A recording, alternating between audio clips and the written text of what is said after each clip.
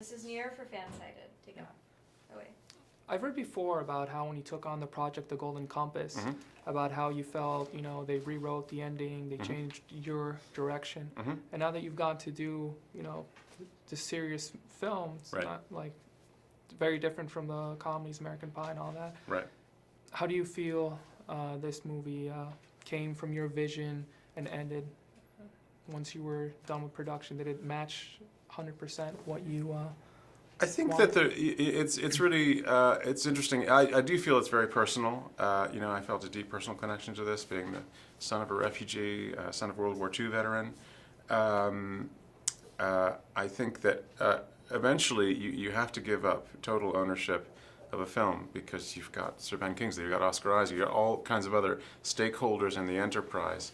And you must listen to the advice of others. Like we had a Mossad advisor who could tell us how the mission actually took place.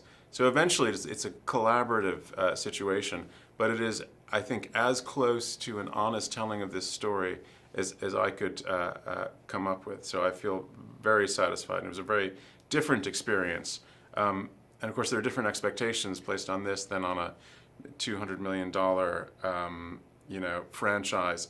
Beginning of a franchise was what it was seen as, The Golden Compass, and that is loaded with all kinds of difficulties. When you mentioned franchise, I actually thought the whole segment with Claus and that whole relationship, I really felt that was almost a movie in itself because it was such a strong, powerful portrayal. Yeah. Would you ever do a separate standalone film about that relationship? He's a fascinating character, right? And that relationship is really amazing. Yeah. It seems almost too dramatic to be true that that Eichmann's son meets the daughter of a concentration camp survivor who doesn't know she's Jewish. That could be a movie in and of itself. It's all true. That's the amazing thing about it. I think once I finish doing something like this, I never want to touch the subject again.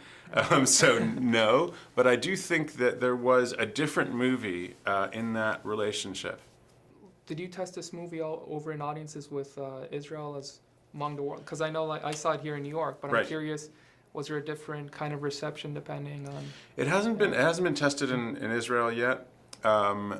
It was tested in the UK and here in kind of with city audiences and kind of more suburban audiences, and the reaction is pretty much the same. I imagine in Israel it will be an encounter with the possibility of treating this really sort of demonic figure in Israeli life, Adolf Eichmann, and grasping the fact that he was also a human being, which I think is crucial. I think that you need to realize that these kinds of evil are perpetrated not just by sadists, but by ordinary human beings as well.